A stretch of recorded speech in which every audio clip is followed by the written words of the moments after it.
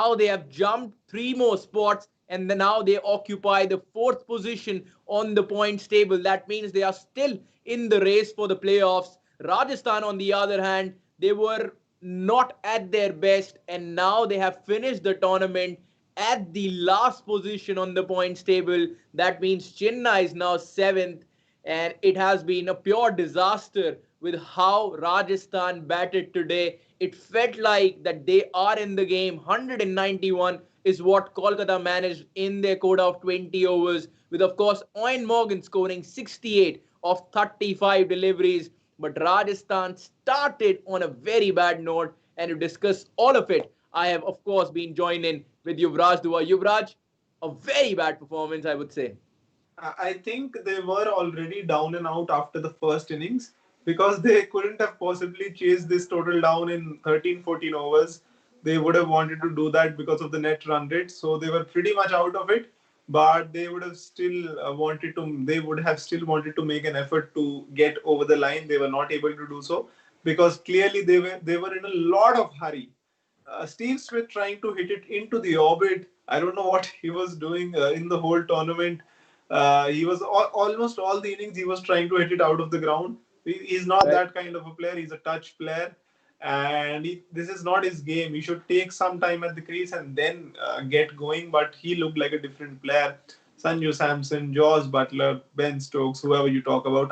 From this innings, I can vividly remember one moment: Dinesh Karthik's catch. That was Wow. absolutely stunning. He was flying. He was Superman on the field. It was brilliant to watch. That was the highlight of the innings for me. But poor performance from Rajasthan. Another team packs their bags today. So Three there teams was a are chance. packing back and going together now.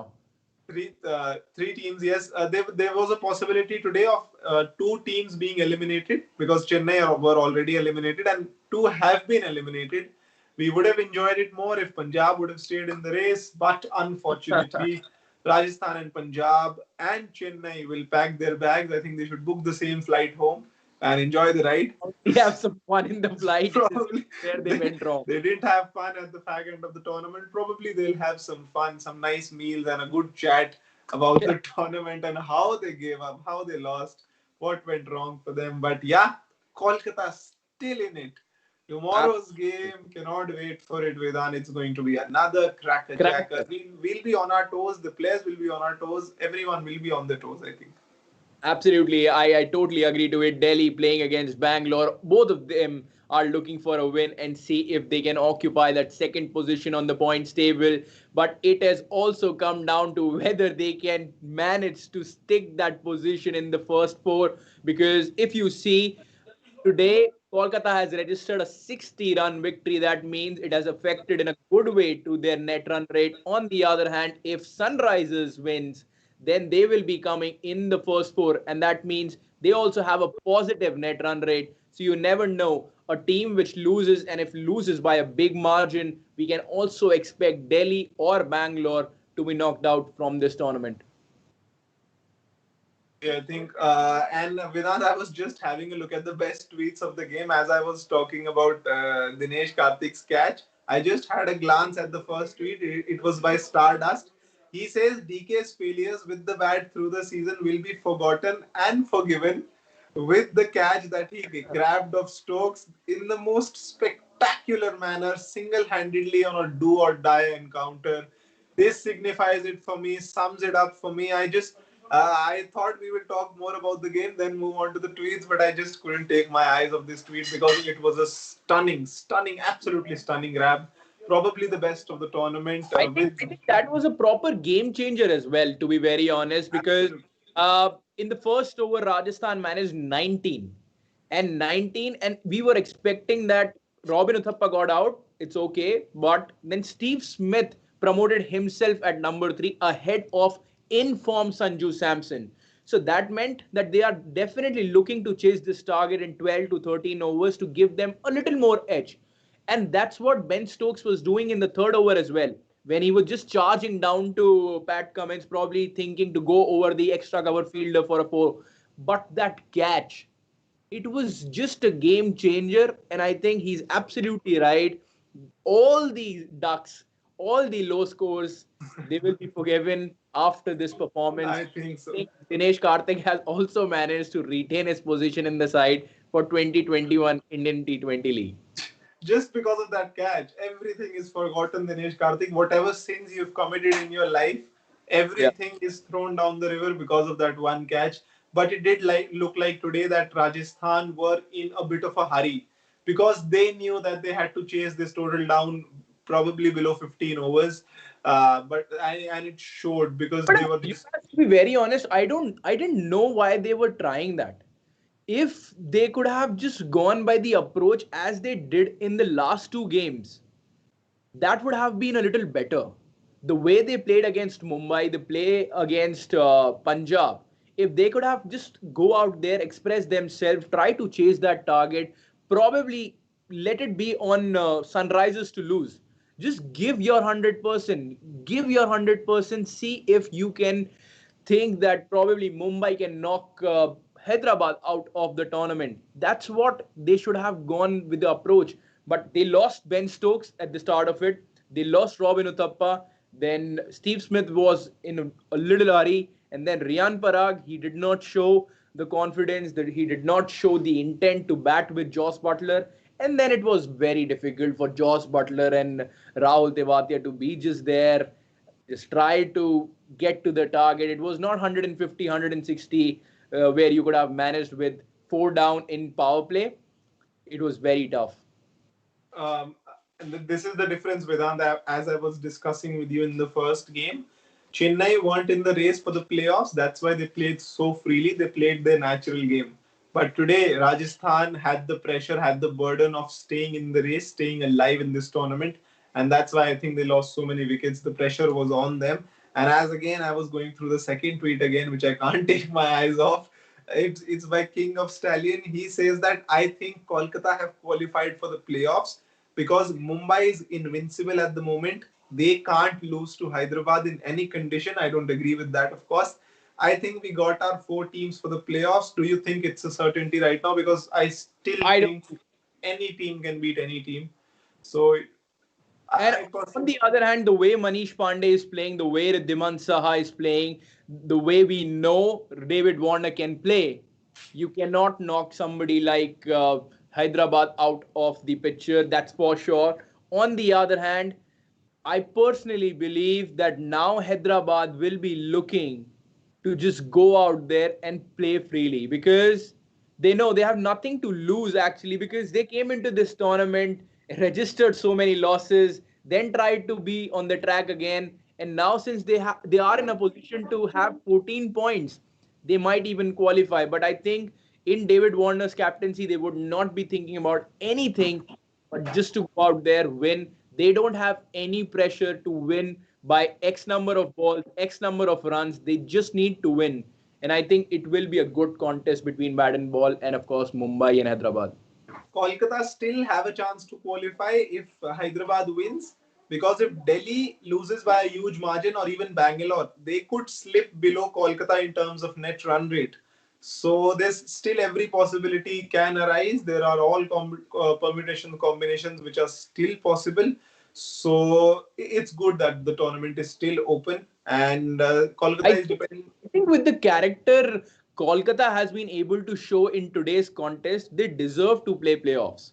Because if you see how Delhi and Bangalore have performed in their last 4 and 3 games respectively, they don't deserve to be a part of playoffs. They might be doing really well in the first half of the tournament, but it's about the consistency. And now the intent seems to be on Kolkata's end. And the way Owen Morgan has led the side today, I think if you were observing the game very closely, you must have realized that after every ball, he was going to the bowler, having a good chat, and then that bowler was bowling. That shows that how much Owen Morgan was actually involved in the game and scoring 68 of 35 deliveries. And the best part about the game, if you will personally ask me, 19.3 they were 185.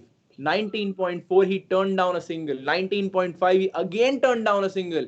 And on last delivery he believed in himself to smash one out of the park. And that's what a true sign of a leader is. And that's what Owen Morgan was able to do. I think they deserve to be in playoffs.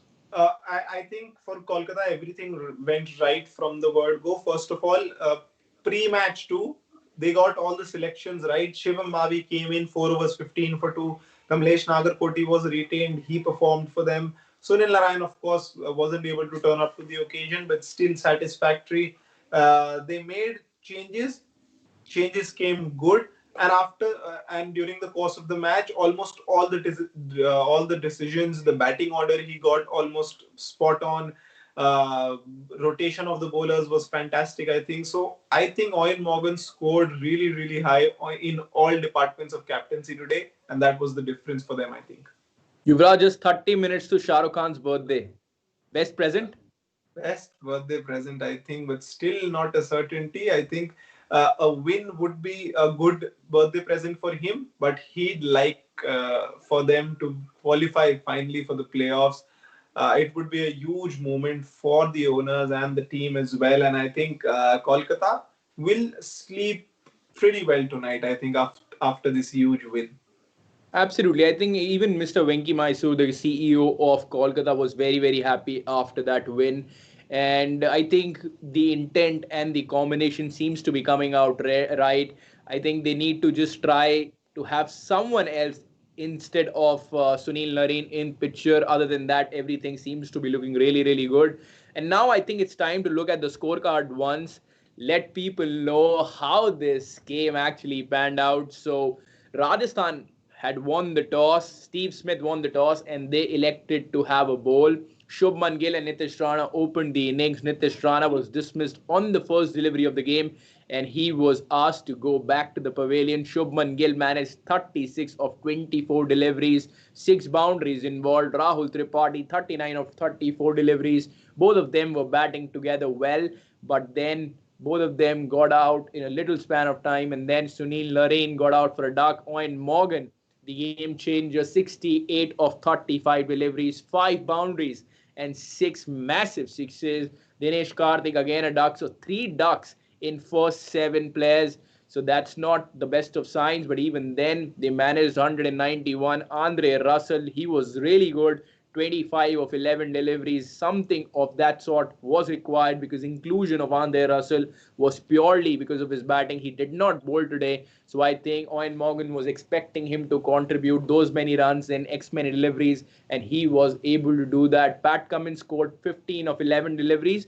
Would be very happy with his performance. If you see Rajasthan's bowling lineup, once again, Jofra Archer was really good, as me and Yuvraj always say. He's exceptional bowler, 4 overs, 19, and took a wicket. One or around once again expensive. I don't think he will be able to retain his position if BCCI actually allows to just release some players. I think Varun Aaron would be the first one in the list. 2 overs, 22, and couldn't pick a wicket. Karthik Tyagi, a similar story. 4 overs, 36, was able to pick 2 wickets, but not impressive performance in Indian T20 League 2020 season. Shreyas Gopal, again a bad show in the season itself. Not only this game, whole season he was flop. I don't know why they did not bring somebody like Mayank Markande, who is really good for Mumbai. They did not even try him for a game. They did not try Manan Vora for a game. He has been sitting on bench from last 2 years. Do they have an answer why they did not try somebody like Manan Vora? Do they have an answer why they did not try somebody like Mayank Markande? When somebody is not performing for you, how many opportunities are you actually thinking to give? And now you are out of the contest. So I think they lost there. Then Ben Stokes went for runs, 3 overs, 40, and couldn't. But Rahul Tewatia was the pick of the bowlers, 4 overs, 25, and picked 3 wickets. Another brilliant stat around Rahul Tewatia. He's the only Indian player in Indian T20 League 2020 season to score more than 200 runs and pick more than 10 wickets. So I think this has been a wonderful season for Rahul Tewatia, Yuvraj. And if I look at Rajasthan's batting lineup, Robin Uthappa just managed to stay there for 2 deliveries. First delivery, he smashed the ball out of the park, but on the second one, he got out. Ben Stokes got a start, couldn't continue. Sanju Samson and Steve Smith got out in the single digits. Rian Parag did not open his account. Josh Butler, 35 of 22 deliveries. Rahul Tewatia contributed with bat as well. 31 of 27 deliveries. Shreyas Gopal remained not out, 23 of 23. But that wasn't enough. As if you see Pat Cummins, he was so good. 4 overs, 34, and picked 4 crucial wickets. What a performance this has been from him. Ben Stokes, Steven Smith, uh, of course, Robin Uthappa and Riyan Parag. So 4 big wickets for him. And then Shivam Mavi, Varun Chakravarti, Kamlesh Nagarkoti. Everybody was in picture. So I think Kolkata, very, very comprehensive win. Eventually won the game by, of course, 60 runs. What should I say, man? I'm very, very happy with how Rahul Tewatia has performed in this year's Indian T20 League. That's the biggest positive. If you see how somebody like Riyan Parag, he played a few innings, so that was again a positive. Unfortunately, he couldn't continue. Jofra Archer, most valuable player, so that's also a positive for Rajasthan. Sanju Samson contributed in a few innings. Ben Stokes, fiery innings in last 3-4 innings. So I think these were the only positives. Other than that, they need to look as where they are going wrong time and again. Every season they are coming and they are not being able to perform. Now, Vedant, if we at the end of it, if we have a look at have a closer look at the points table, Mumbai have definitely qualified now. Delhi and Bangalore playing tomorrow. Whoever wins will surely get themselves a top two spot. They'll play qualifier one against Mumbai. Whoever wins in that game. Yep. Kolkata on the fourth position right now, and I think Hyderabad will be looking to topple that, of course. If they win the game, they'll automatically qualify. If Bangalore or Delhi lose by a greater margin, lose by a good big margin, then they'll slip below Kolkata. Still, every possibility. Rajasthan have slipped down to the last spot, of course. How Punjab and Chennai out of it. So, still a lot of life in this tournament yet. Absolutely. I don't know how many users know this, but we are just left with 2 league games. And how interesting it is because even tomorrow, there will only be a team which will qualify for the playoffs. And on the last day, when Hyderabad will be playing against Mumbai, we will actually get to know as which are those 2 other teams. One is Mumbai for sure, one will be Delhi or Bangalore, or Delhi and Bangalore, and then one of Kolkata and Hyderabad, or both Kolkata and Hyderabad. So it's still open, it's still looking so good, and a lot to look at. Definitely, I think a lot to wait for, a lot to look forward to in the next couple of games. I think Delhi, Bangalore, Hyderabad, Mumbai. It's going to be 2 cracker of games and a fitting end to our tournament as well. We of course enjoyed covering this. Just 2 league games left now. I think Vedant will miss this a lot after this ends. Absolutely, it has been one to cover. It's absolutely been one memorable tournament. At least if we talk about the league stages, then we expect the same thing in the playoffs as well, and in the women's T20 challenge as well. We will be covering that tournament as well. So you guys need not to go anywhere because Sports Tiger seems to be that platform which covers men's, women's, cricket, football, whatever it is. It will be on your way. So to sum it up, Punjab, Chennai, and Rajasthan are officially knocked out of the tournament. They will be going back home tomorrow. A very, very big game. Second last league game. Delhi playing against Bangalore. Both fighting for that second spot and to survive in the tournament as well.